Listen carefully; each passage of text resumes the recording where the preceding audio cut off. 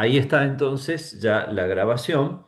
Entonces esta es la primera clase correspondiente al curso El hombre en realidad y misterio, llamado también Teoría de la Persona uno, a cargo del docente presbítero Amadeo Tonelo, que soy yo. Entonces comenzamos con esta clase y lo vamos a hacer ya directamente compartiendo una pantalla, aunque no vamos a trabajar inmediatamente con la pantalla compartida, pero sí vamos a ir compartiéndola. ¿M? Entonces me dicen si la están viendo la pantalla. ¿La pueden ver? ¿Me Sí, dan el ok si la están viendo? sí, sí, ¿Están está viendo la perfecto. pantalla? Nociones fundamentales. Perfecto, Sí, perfecto. Entonces la están viendo ya. Vamos a ir avanzando poquito a poco con esta pantalla. Bueno, antes de comenzar, quizá una breve presentación. Si cada uno dice, bueno, su nombre ya lo estamos leyendo en la pantalla, eh, pero si dice en muy poquitas palabras qué le interesó, qué le llamó la atención de este curso o qué idea tiene de lo que va a hacer este curso. No sé si quiere comenzar, Jorge. bueno, mi nombre es Jorge Humberto Oliva, tengo 66 años y la verdad es que las cuestiones filosóficas y antropológicas, digamos, en este caso, siempre me ha motivado a encontrar la respuesta de la iglesia. Y en esta oportunidad he visto la necesidad de iniciar este curso. Muy bien, muchas gracias. Orlando, ¿usted qué lo llamó, qué lo motivó a inscribirse en el curso? Bueno, soy un alumno constante, estoy en constante proceso de aprendizaje, tengo interés en la teología y en la filosofía. En mi familia, mi madre, que tengo el privilegio de todavía vive, con 90 años, es licenciada en filosofía y de ella heredé de alguna manera el gusto por la filosofía, aunque yo no estudié eso, ¿no? Así Sí, que estoy con mucha expectativa para aprender y crecer personalmente. muy bien, gracias, Orlando. Lorena, Hola, buenas tardes. Bueno, yo soy Lorena, soy contadora, así que mi perfil es muy numérico, muy abstracto y últimamente como que me hago preguntas y la filosofía no la tuve muy de cerca, así que a esta edad me interesa conocer un poco más. Así que, o no más, sino que conocer. Me declaro como un poco ignorante del tema y así que también tengo muchas expectativas para ver de qué se trata y bueno, y una vez que uno entra en la vorágine del conocimiento, es como que uno escucha y quiere conocer más y bueno, acá estamos para escucharlo. perfecto. Y acá también lo vemos ya conectado a Ernesto. Buenas tardes, Ernesto. No sé si alcanzaste a escuchar la pregunta que estábamos haciendo ahora, es que todos puedan hacer una muy pequeña presentación, autopresentación y decir cuál es el interés o la motivación que te llevan a hacer este curso. Bueno, ¿te escuchan? Sí, sí, te escuchamos. Perfecto, gracias. Bueno, soy Ernesto, Pactar Entrerriano, de lo que ya me enteré por Instagram del curso.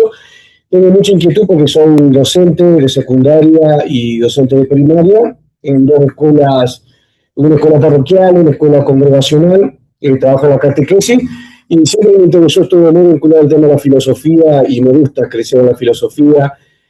Hice en muchos años materias de inclusión profesional de filosofía que no se va a concluir. Este año tenía la intención de retomar online la licenciatura en filosofía, pero bueno, se me complicó con unas cositas, pero planeo retomar dentro de poco. Y bueno, me gusta todo lo que sea formación filosófica, bueno, más que nada para mi actividad docente, pero también como inquietud personal, me gusta muchísimo. Muy bueno, perfecto. Entonces, bueno, yo les cuento, ya algo hablaba con Jorge al principio, que fue el primero que se conectó, que yo soy sacerdote, soy doctor en filosofía y docente de filosofía desde hace no sé cuántos años ya, más de 25, y soy docente de la UNSTA, de la Universidad del Norte Santo Tomás de Aquino, en Tucumán. Estoy dentro de un proyecto que se llama el Proyecto Academia, que fue como una idea de poder retomar un poquitito la carrera de filosofía que nosotros tuvimos en otros años y que últimamente por diversas dificultades estaba un poquito como en pausa, ¿no? Entonces el proyecto Academia fue el intento de poder retomar eso. También el proyecto Academia tuvo sus propios tropiezos. Pero sin embargo, gracias a Dios, este año hemos podido conservar con los docentes que estábamos en el proyecto algunos cursos, entre ellos este curso. Entonces, para que ustedes vean, este curso así ha tenido como un nombre para la publicidad que se llamaba El Hombre, Realidad y Misterio, pero dentro del proyecto Academia se llamaba Teoría de la Persona uno. ¿Por qué se llamaba Teoría de la Persona uno? Porque había una teoría de la persona 2, 3. Es decir, todo, digamos, estaba como articulado, está como articulado en otros ámbitos de la reflexión filosófica bueno, que también han ido dictando otros colegas o yo mismo, ¿no?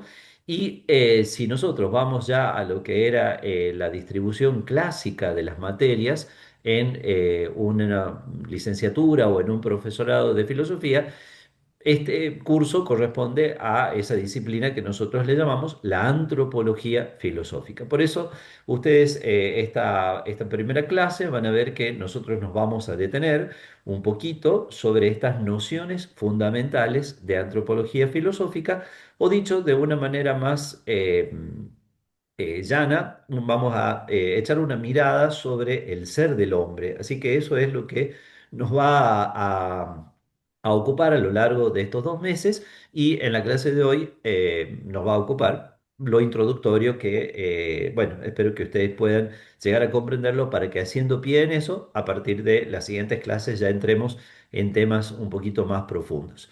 ¿Cómo vamos a trabajar? Bueno, ustedes saben que la virtualidad ha sido algo que se ha ido imponiendo a partir de la pandemia, que tiene sus ventajas, nos permite que personas que no estamos físicamente cercanos podamos comunicarnos a través del deseo de enseñar y aprender, pero también tiene sus desventajas porque impide como la interacción más fluida que se puede dar en la presencialidad. Además, los tiempos que tenemos no son muy largos, una clase, es 1 hora semanal, entonces es relativamente poquito, son 8 clases hasta fin de septiembre. Pero también durante la semana tiene que haber un trabajo de parte de ustedes que lo van a encontrar ustedes en la plataforma. Creo que ya todos están vinculados, matriculados a la plataforma. Así que, bueno, ahí también nos vamos a poder comunicar, se pueden mandar y recibir mensajes, y sobre todo se va a poder también tener a la vista los materiales, textos, presentaciones de PowerPoint como esta que compartimos ahora, los videos de las clases grabadas y también los prácticos con un espacio donde uno puede subir y presentar el propio práctico. Les voy a hacer una confesión, ¿no? El cura confiesa a gente, pero también se puede confesar un poco con los alumnos acá. Pero acá no se va a confesar el cura, sino que se va a confesar el profesor. El profesor les confiesa que la inteligencia artificial está siendo un gran desafío para todos nosotros, para nuestra manera de enseñar y de aprender. Puede ser una herramienta muy valiosa, pero puede ser también una tentación de facilismo y de como leer menos o de superficialidad o de decir, bueno, hago una cosita así, uy, el profe nos ha dado un trabajo, tenemos 7 días para hacerlo, tengo poco tiempo, entonces, bueno, yo les diría dos cosas. Una, que traten de no recurrir a la inteligencia artificial para hacer los trabajos, porque precisamente en filosofía lo que tiene el mayor valor es la reflexión de cada uno. Y en general los profesores solemos olfatear así un poquito, ¿no es cierto?, cuando el alumno nos ha hecho el trabajo con la inteligencia artificial. Y el segundo consejo es, en el caso de que la usen, porque es decir, puede ser que la usen, como quien dice, lo blanquemos. ¿M? O sea, ustedes digan, bueno, Para esta parte usé la inteligencia artificial. El trabajo que van a tener que hacer para esta semana es la lectura de un capítulo de un libro. Hay párrafos, hay partes que no entendí absolutamente nada. Le pedí a la guía que me ayude, ¿no? Entonces, si ustedes van a usarla, yo no tengo ningún problema que ustedes blanqueen ese uso, me lo digan, ¿no? Porque también, como lo podemos conversar en otro momento, en las humanidades hay eh, algunas interfaces, esa es la manera correcta de hablar, algunas interfaces de IA, de inteligencia artificial, que son un poco mejores y otras que son realmente bastante flojas y que me parece que menos ayudan que otra cosa, ¿no?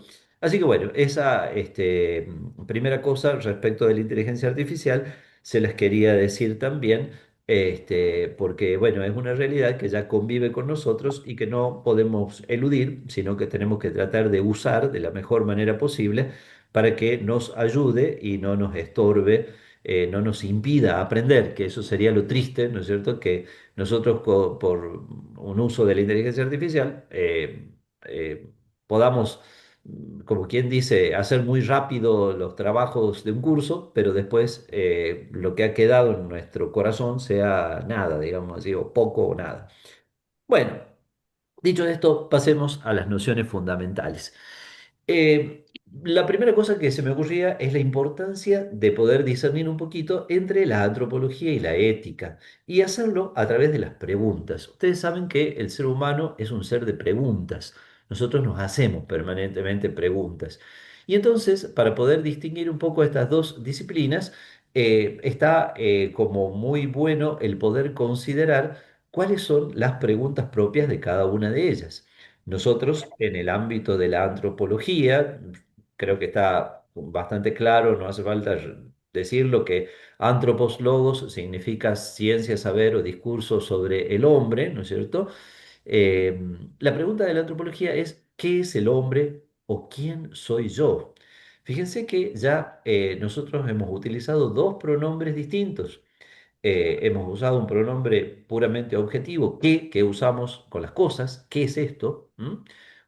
Y después hemos usado un pronombre que ya implica la subjetividad, que es el pronombre quién, que se refiere a las personas, porque nos vamos a dar cuenta que nosotros podemos estudiar la condición del hombre desde una objetividad que lo considera en su propia esencia o naturaleza, pero también tenemos necesariamente que atender a su condición personal.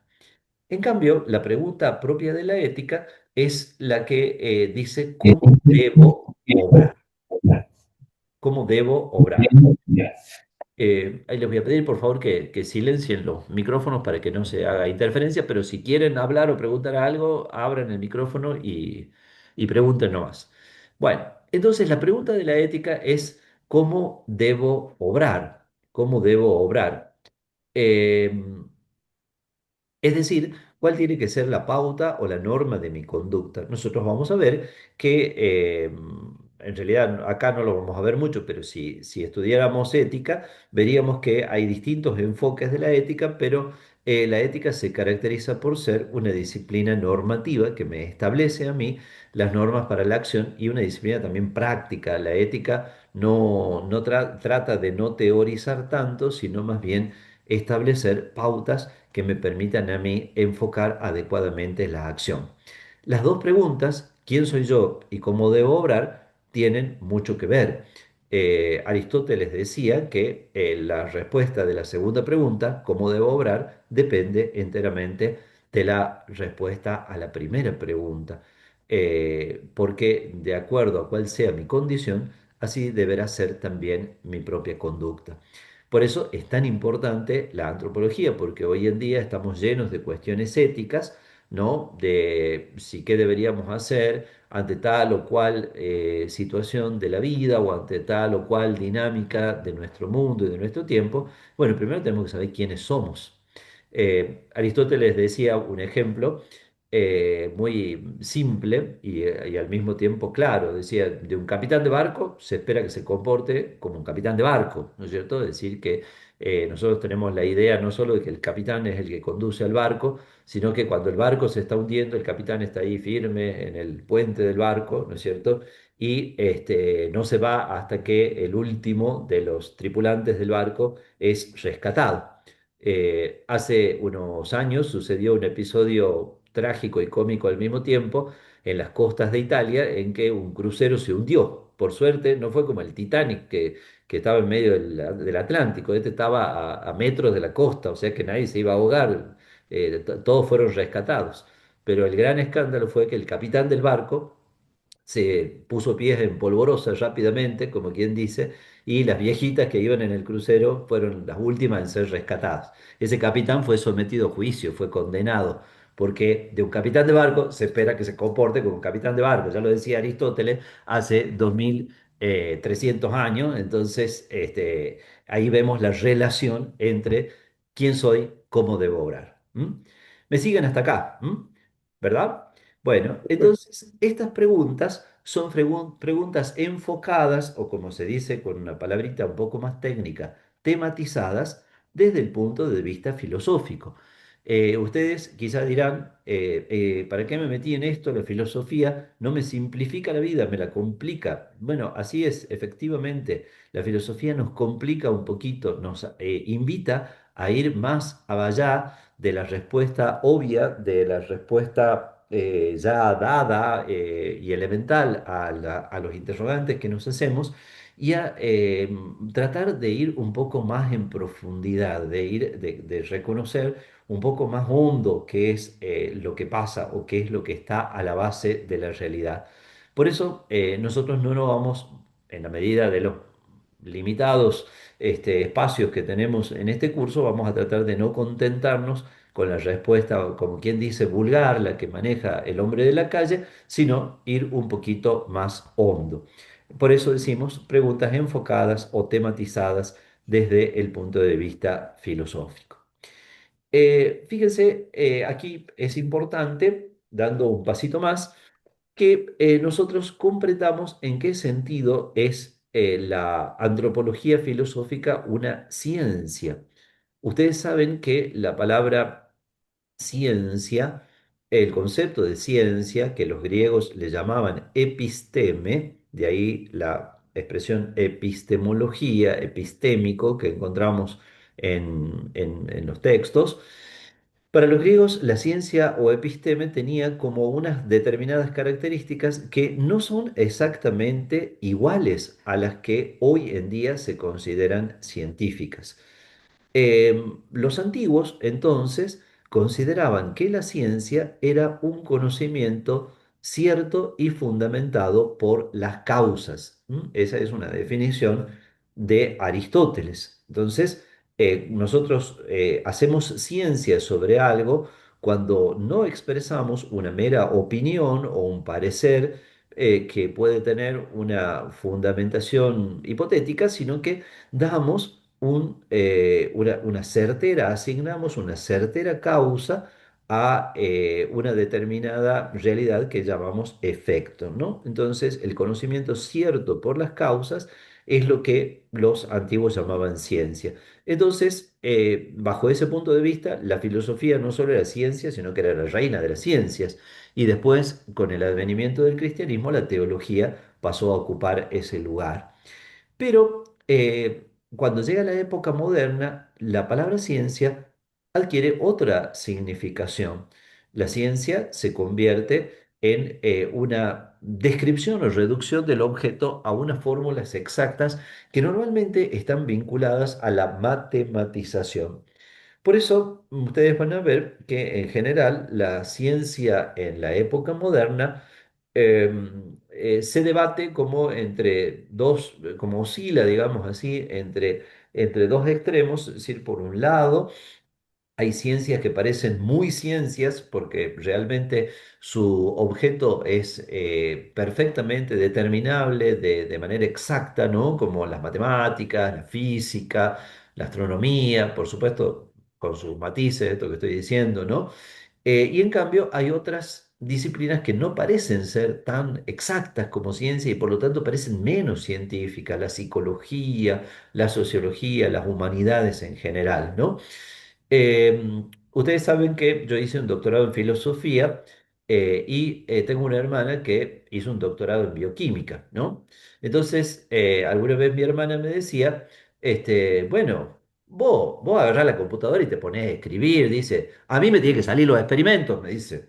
Entonces, claro, decía, bueno, hermana, está bien, tenés razón, pero cuidado, no es que yo me siento a escribir tampoco cualquier cosa, ¿no? No te creas, que es así. Este, eh, Porque, bueno, no quiere decir que por el hecho de que yo no haga experimentos como ella hacía con sus tubitos de ensayo, vaya a saber con qué, que lo que hacemos en humanidades no sea ciencia. Quizá no es ciencia en el sentido moderno, en que el objeto se pueda reducir a fórmulas o expresiones exactas. Sí es ciencia en cuanto implica una profundización de la realidad que me permite conocer mejor esa realidad que estoy estudiando.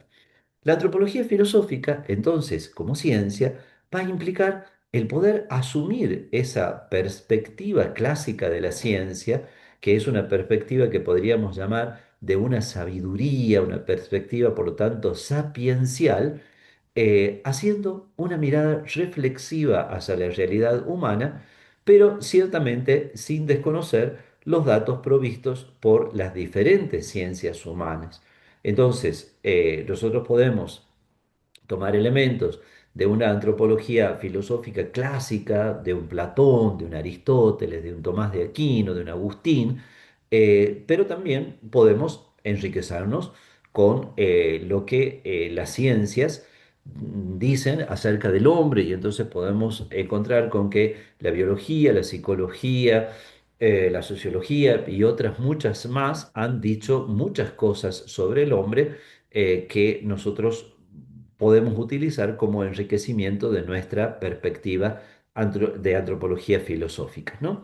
Entonces, vamos a tener en cuenta eso, por lo tanto, vamos a intentar nosotros asumir esa perspectiva seria y precisa que implica un conocimiento por las causas, pero sabiendo que no vamos a poder reducir nuestro objeto a fórmulas exactas, ni vamos a poder seguir un poco esa especie de ideal que las epistemologías modernas le han puesto a la ciencia, que es decir, bueno, si usted es un científico, tiene que formular una pregunta, formular una teoría, y esa teoría la tiene que contrastar con los hechos, y si los hechos no le dan con la teoría, usted tiene que abandonar su teoría y asumir o generar una nueva teoría para que pueda seguir intentando la explicación de ese hecho o la respuesta a esa pregunta. No va a ser tan así, porque no vamos a pasarnos, digamos así, al modo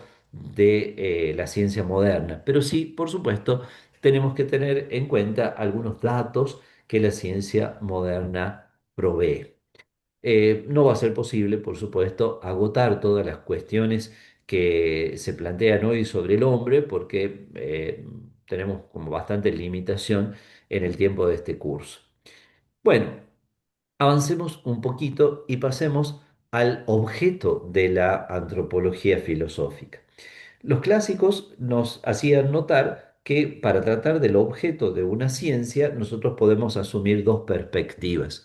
Una que se llama la del objeto material y sería aquella realidad de la cual se trata. Es decir, eh, la realidad misma sobre la cual va a incidir mi mirada, mi pregunta, mi investigación, ¿no es cierto? Y en cambio, el objeto formal es el aspecto bajo el cual se trata esa realidad. Acá en la clase virtual no voy a poner el ejemplo que pongo siempre, pero no va a ser tan efectivo como cuando uno está en un aula física, ¿no? Este, Algunos de ustedes conocen quizá el seminario de Tucumán, donde yo doy clases también. Las aulas no son feas, son horribles directamente, ¿no es cierto? son muy feas, ¿no? Es decir, es un edificio viejo, un poquito descuidado, ¿no es cierto? Entonces, imagínense ustedes que a esa aula del seminario donde yo doy clase a los chicos, entra un ingeniero y una decoradora, a propósito, un hombre y una mujer, ¿no es cierto? Entonces, el ingeniero mira el aula, ve esa construcción antigua de paredes gruesas, de unas columnas potentísimas que yo creo que ni el terremoto más fuerte las tira, y entonces el ingeniero va a decir, es una buena aula. ¿M? ¿Pero por qué? Porque el aspecto bajo el cual la mira el ingeniero es un aspecto propio del ingeniero, la solidez de la estructura, no sé, que esa estructura no se va a caer, no se va a caer, absolutamente no se va a caer, ¿no? Pero después viene la decoradora y dice, esta aula es horrible, es una mala aula. ¿Por qué uno dice buena y el otro dice mala? Porque la decoradora tiene una mirada distinta, tiene un objeto, está en un objeto formal distinto, va a decir, estas paredes están deslucidas, no tiene ningún adorno, no tiene ninguna personalidad, el espacio, paredes enormes, peladas, sin un cuadro, nada, no todas descascaradas, ¿no? Entonces, fíjense, el ingeniero y la decoradora están mirando el mismo objeto material, pero distinto objeto formal. Están mirando ese objeto bajo un aspecto diferente. Esto es importante porque ahí ustedes enseguida tienen un cuadrito muy simple que nos muestra cómo hay diversas disciplinas que se ocupan del hombre.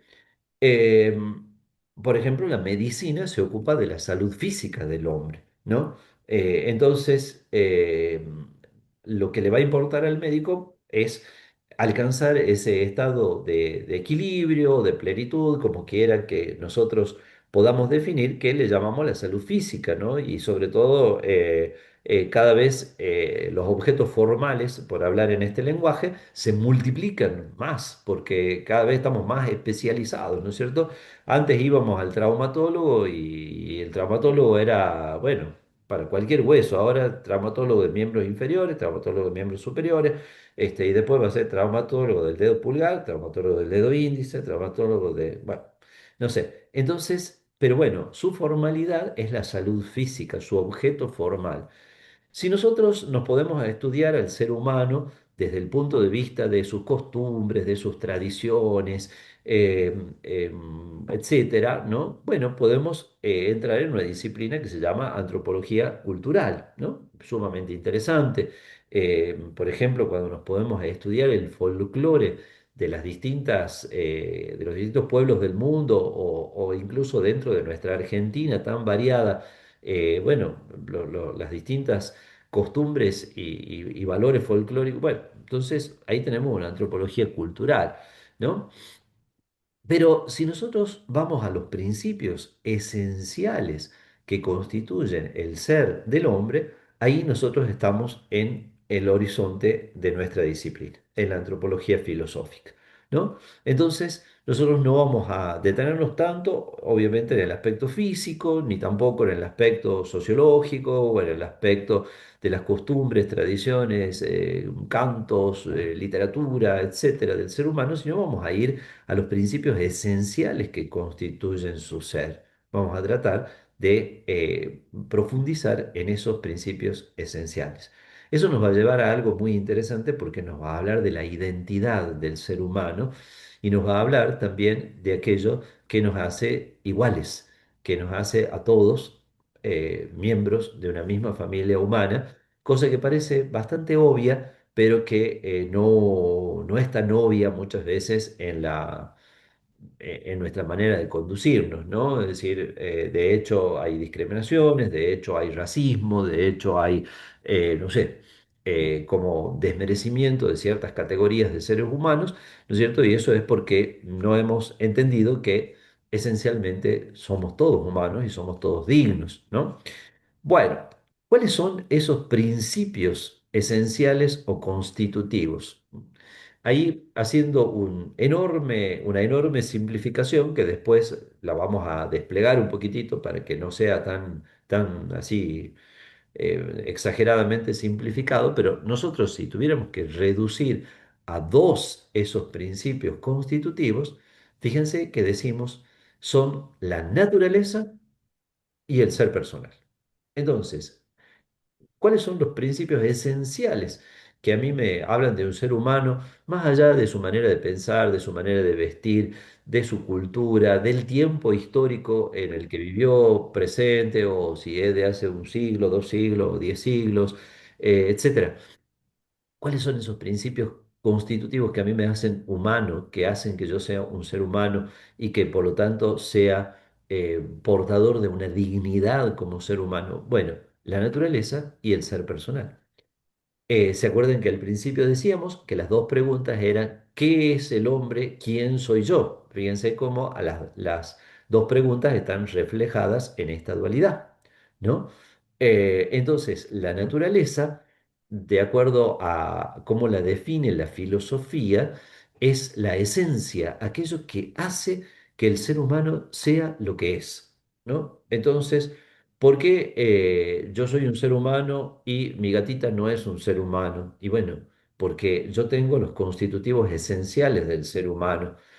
¿Por qué yo soy un ser humano y una planta no es un ser humano, una piedra es un ser humano? Y ustedes me dirán, bueno, padre, deje de divagar, ya sabemos que una planta o una piedra no son un ser humano. Bueno, pero ¿por qué un feto, un embrión, un ser humano no nacido es un ser humano y no sé, una célula suelta no es un ser humano? Bueno, entonces hay cuidado que ahí ya vamos viendo que hay algunas cosas que ya sí tienen después consecuencias específicas en el orden del obrar.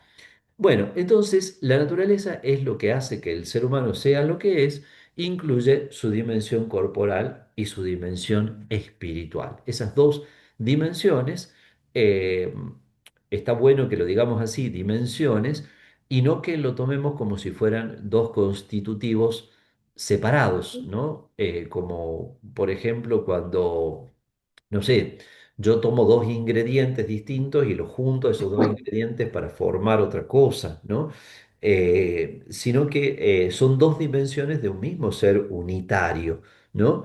Es decir, no es como decía un filósofo de la época moderna llamado René Descartes, el famoso que dice pienso, luego existo.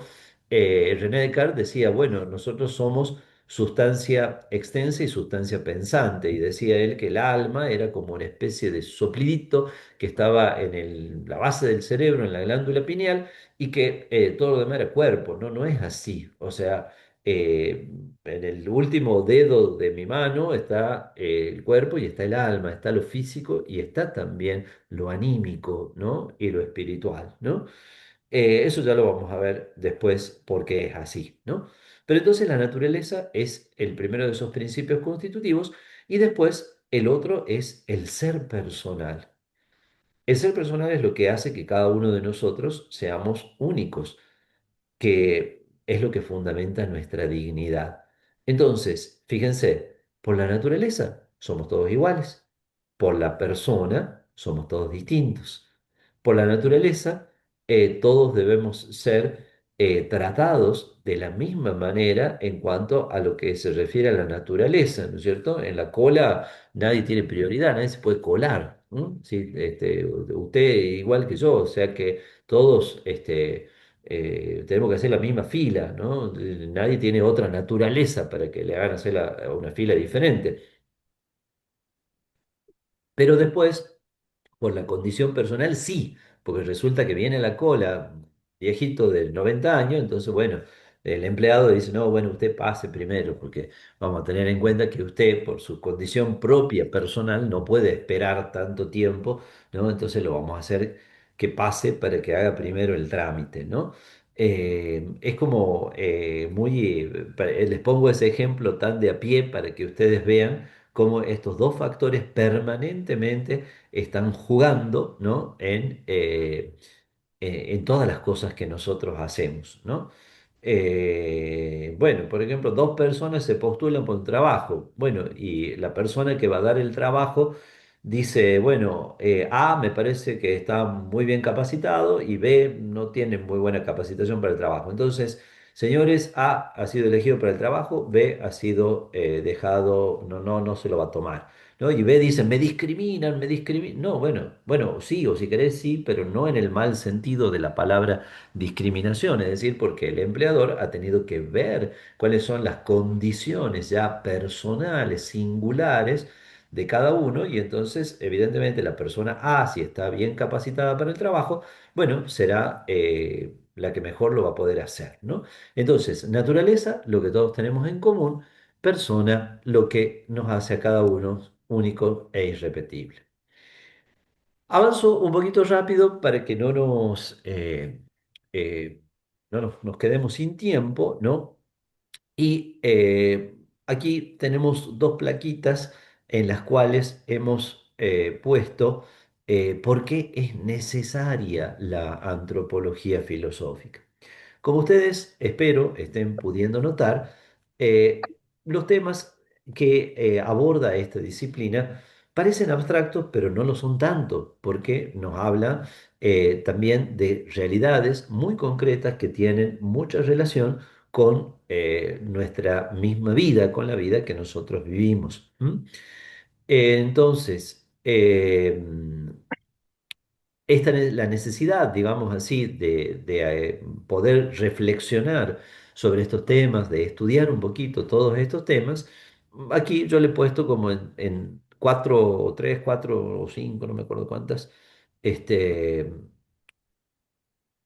tres, en tres apartaditos, ¿no? Primero, que nosotros muchas veces nos planteamos preguntas que le podríamos llamar preguntas últimas. Y esas preguntas últimas se suelen relacionar con la angustia.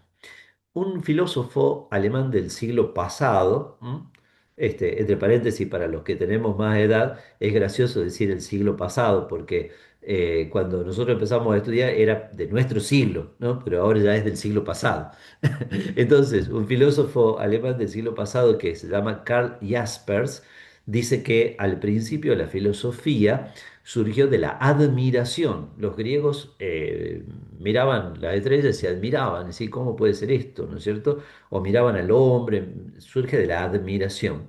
En un segundo momento, la filosofía se origina de la duda y de la crítica, ¿no? El hombre se vuelve un poquito hipercrítico, ¿no es cierto? Y tiene que encontrarle respuesta a todo, se pregunta todo, duda de todo, cuestiona todo, ¿no? Y sabemos cómo eso también está bastante presente en nuestra realidad.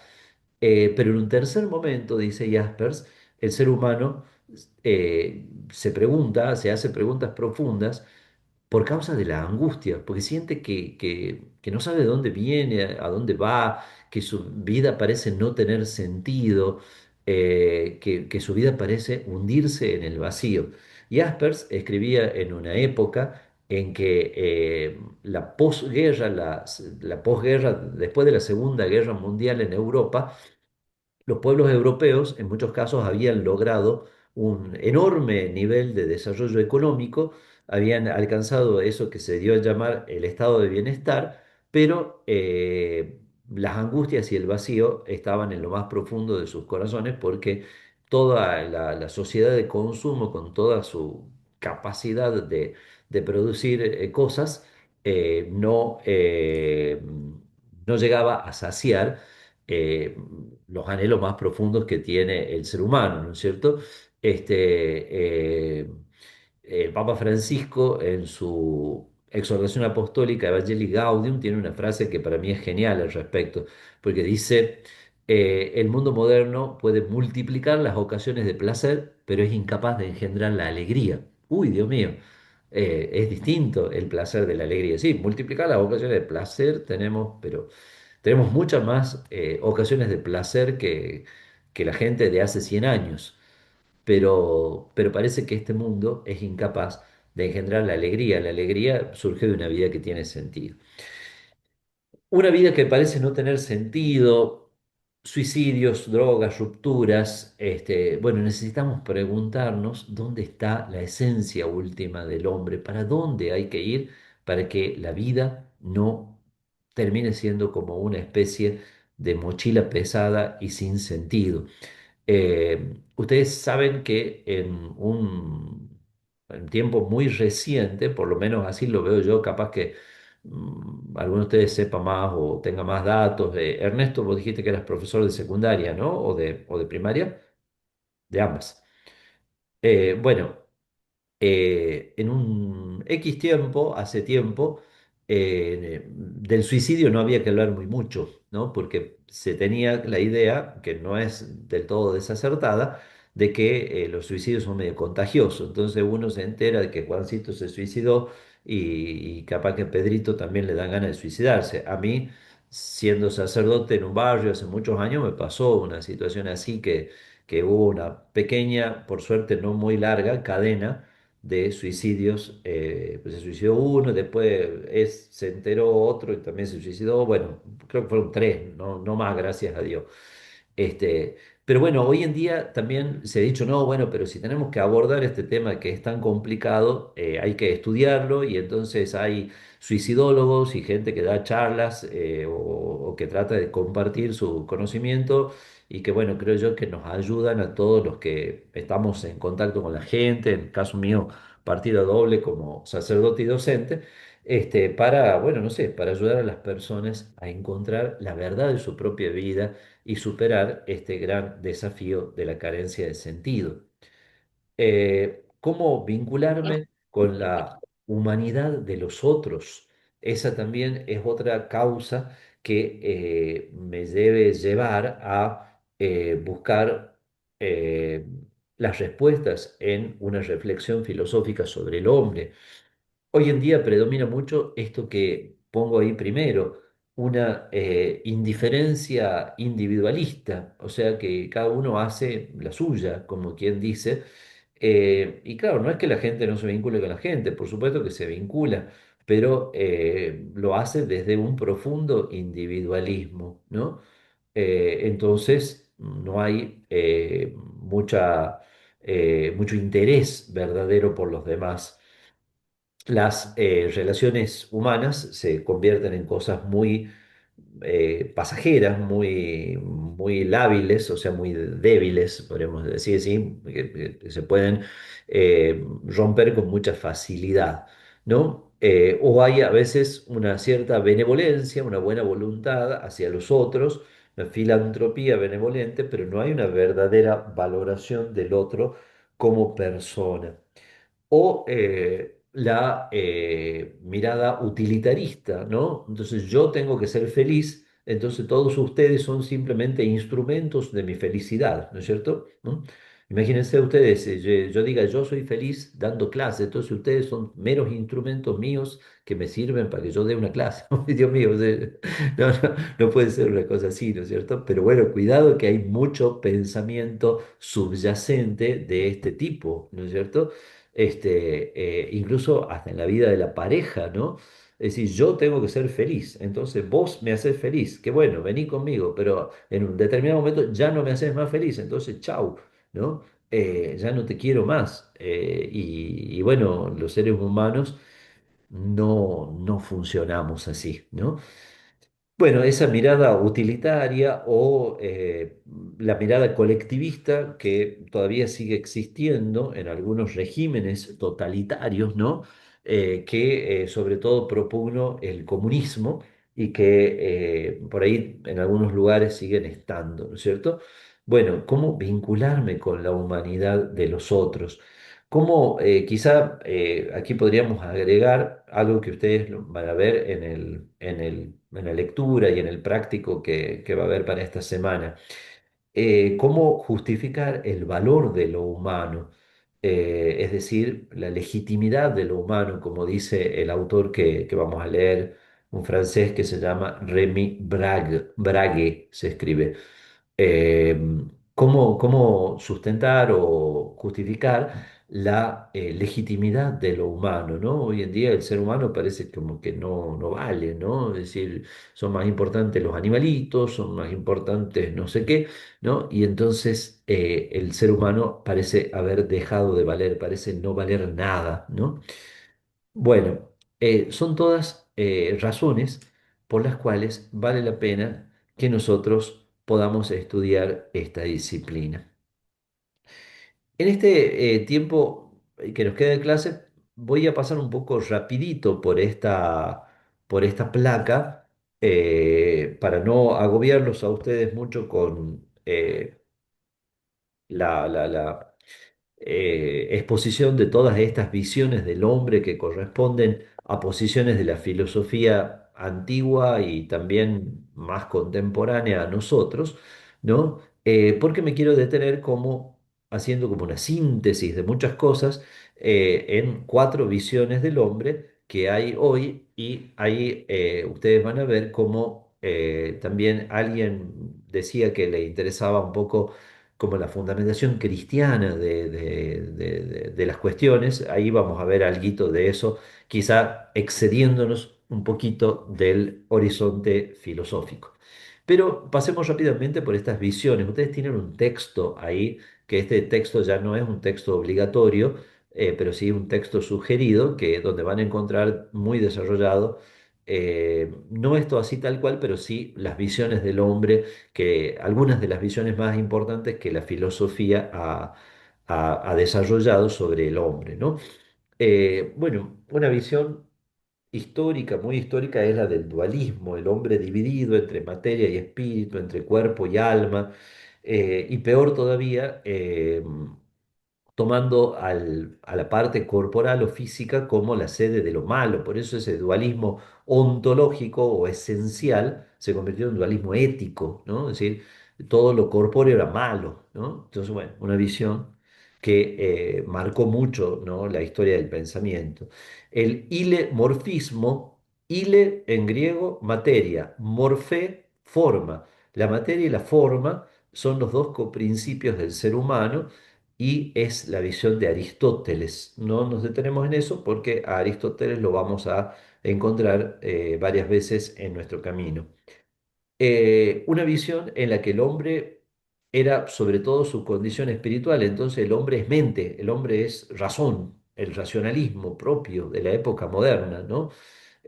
Ustedes van a ver lo que son los edificios racionalistas, son los edificios de la época moderna, ¿no? Son semejantes, mastodontes, todos cuadrados, perfectos, como mi viejo seminario, ¿no es cierto? Es decir, un edificio sólido, indestructible, de techos altos, de grandes espacios, ¿no? Bueno, el hombre mente, razón, la razón es el hombre. Bueno, pero el hombre no es solamente razón, la razón es esencial en el hombre, pero no es solo razón.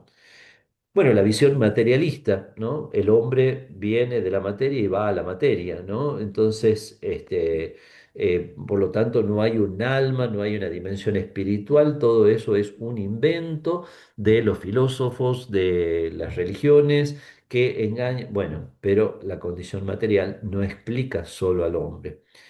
El hombre en el dramatismo de su existencia, el estructuralismo, el hombre que tiene que ser deconstruido, ¿no? Como para ser rearmado de nuevo, como dicen algunas visiones contemporáneas. Bueno, distintas visiones del hombre para que simplemente ustedes ilustrativamente sepan que hay un montón de maneras, ¿no?, de considerar al hombre. Pero vamos brevemente a estas cuatro visiones que yo les quiero presentar, ¿no? A la primera le he llamado el hombre efecto, ¿no? El hombre es el resultado de un proceso ciego. Efecto de la evolución, de una gran explosión o del Big Bang, efecto de sus propios condicionamientos psicológicos, sociales, culturales, económicos, etcétera, ¿no?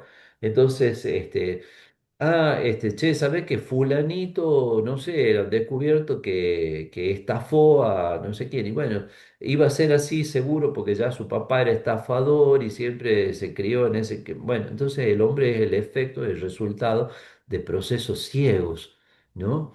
Eh, Ahí menciono la evolución, digo rapidísimamente, ni yo ni la iglesia está en contra de la teoría de la evolución, sino que simplemente nos dice que la evolución física del ser humano debe ser complementada con otras miradas que nos permitan también tener en cuenta el surgimiento de la dimensión espiritual del hombre, ¿no? Si hay evolución, claro que sí, pero no es el efecto ciego el ser humano de la evolución. Bueno, es verdad que el ser humano muchas veces está fuertemente condicionado por muchos factores, como dice ahí, pero no somos simplemente un efecto ciego de ciertas causas. La segunda visión, el hombre producto. ¿Qué diferencia hay entre efecto y producto? El producto ya sería como el resultado de una acción consciente, ¿no?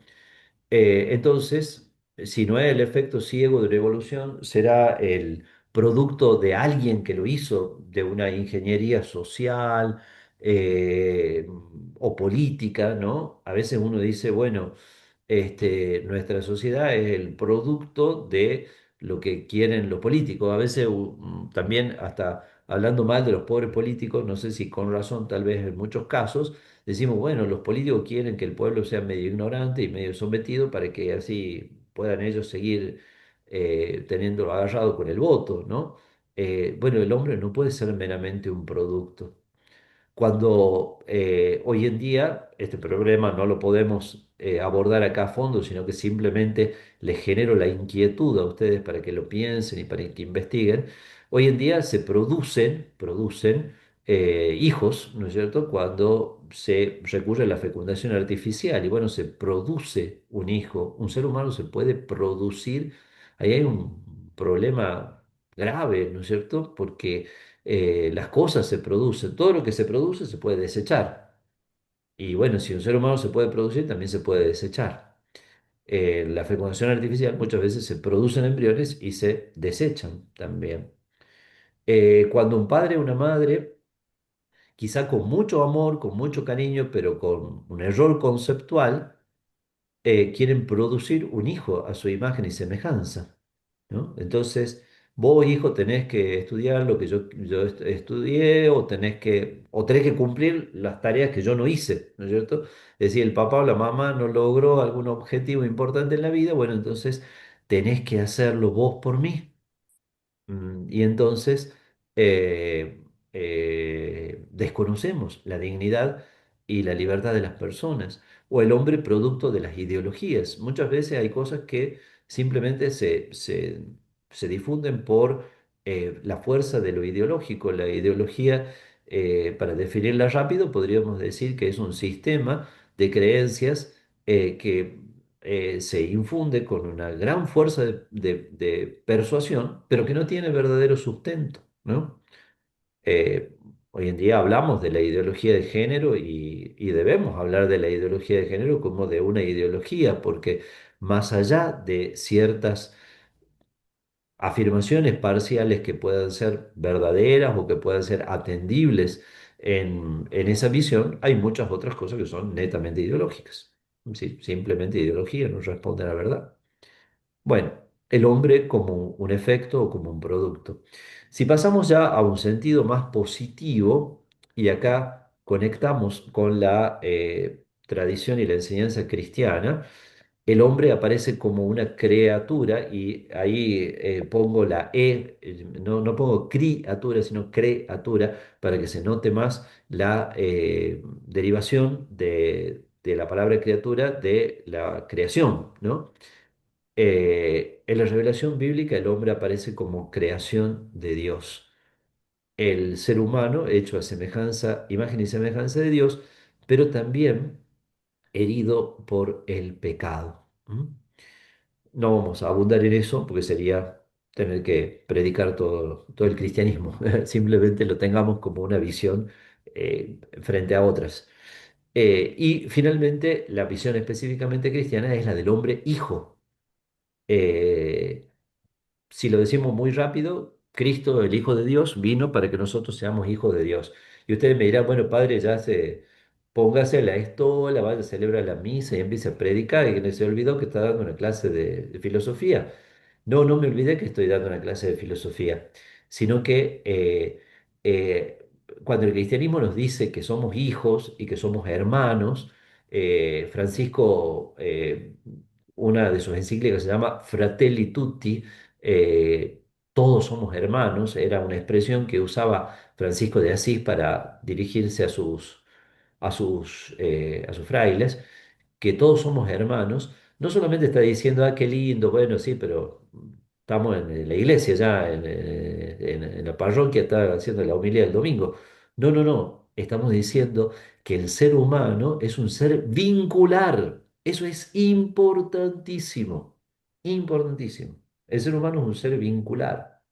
Cuando nosotros percibimos al ser humano aislado, ese ser humano no tiene sentido su vida. Cuando lo descubrimos vincular, cuando descubrimos que es hijo de, hermano de, ¿no? Fíjense ustedes, traten de, hagan así un experimento mental rapidísimo. Traten de concebirse a ustedes mismos borrando o evitando todas las expresiones vinculares. O sea, olvídense que son hijos de sus padres, hermanos de sus hermanos, amigos de sus amigos, colegas de sus colegas, no sé qué otros vínculos más se les ocurre, parientes de sus parientes, etcétera. ¿Qué queda de ustedes, queridos amigos? No queda nada.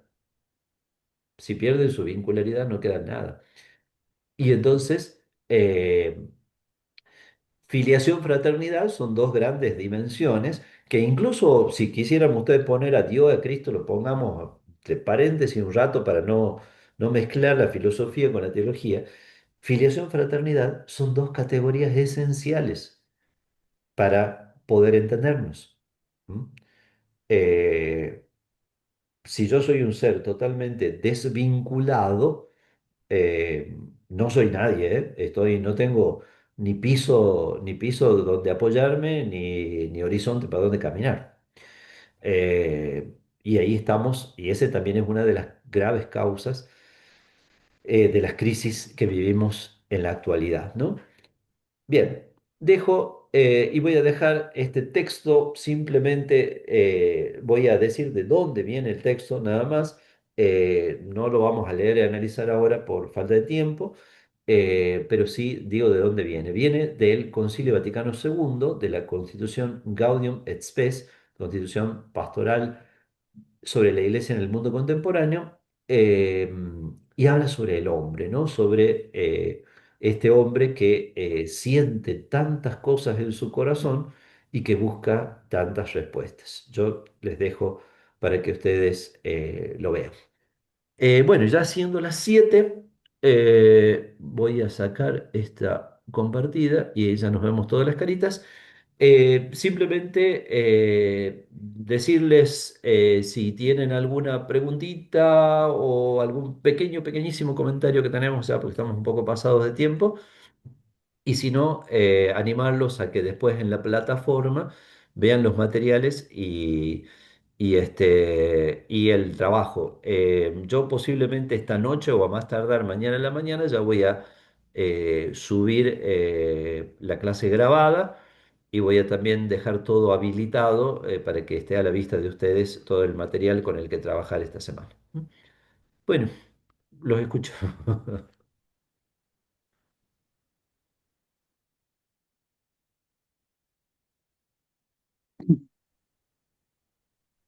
Bueno, no, me pareció muy interesante, la verdad que lo disfruté mucho. Lamento que el tiempo pase tan rápido. Estoy preparado para seguir disfrutando de esta clase y bueno, no sé qué es lo que tenemos que hacer, el profesor, para la próxima clase. No lo puedo escuchar. Se Ahí me voy fue a la voz. compartir un instante Ah, la página del curso, ¿no? Entonces, mira, vos tienes la unidad uno, Introducción a la Antropología Filosófica, ahí hay un par de referencias, una explicación sobre cómo acceder a la biblioteca electrónica de la universidad. Si tienen dudas, ustedes diríjanse a las personas que un poco manejan esa parte con las que ustedes se han comunicado para inscribirse al curso. Eh, Acá está el PowerPoint, dice ocultado a los estudiantes, quiere decir que ya lo voy a poner a la vista para que este mismo PowerPoint que vimos les quede a ustedes a la vista. Y después subiré la clase grabada, bueno, ahí hay otros elementos que no están a la vista, y les va a quedar a la vista esto a ustedes.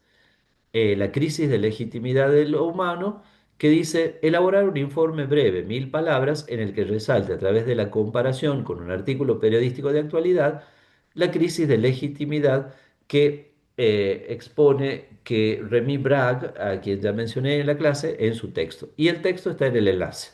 Entonces ustedes tocan el enlace y lo van a tener al texto. ¿M? Es un capítulo de un libro de este señor, filósofo francés contemporáneo, laico, ¿no? Profesor de historia medieval en la universidad, en la Sorbona, ¿no? Bueno, entonces ese va a ser un poquito el trabajito de la semana. ¿M? Así que bueno, ahí ya nos encontraremos la próxima y quizá podremos tener un minutito para compartir alguna inquietud, no digo el trabajo de todos, porque el tiempo se nos va muy rápido, como bien dice Orlando, eh, pero sí quizá alguna inquietud o eso. También ustedes fíjense, a ver si lo veo acá, no sé si esto me permite a mí, a ver. eh, Este. Ven, acá yo tengo este punterito, no sé si alcanzan a ver ustedes, y acá hay un cosito que parece como una conversación, ¿no? Ahí se puede entrar para conversar, ¿ven? Ustedes pueden ahí mandar un mensaje al grupo o también por privado, ¿no? Entonces, si ustedes tienen un mensaje, una pregunta, una duda, algo, ustedes pueden hacerlo por ese medio, ¿no? Entonces, ahí en el, donde está este loguito de la conversación. ¿Mm? ¿Estamos? Bárbaro, muchas gracias. Bueno, entonces, Ernesto, ahí no te alcanzamos a escuchar. No te escuchamos. O si quieres, después escribe. Escribe y bueno, ya te contesto. ¿Ah? Bueno. Gracias, padre. Excelente. Muy claro, explica usted. Bueno, me alegro que les haya servido y como digo, no tengan ningún problema en comunicarse. Si tienen alguna duda o pregunta, yo en cuanto vea el mensaje intento contestar. ¿Eh? Bueno, Cómo no. muchas gracias. Buen fin de Muchas semana a gracias. todos. Bueno, Gracias. hasta luego, hasta Igualmente, luego. Adiós. saludos a todos.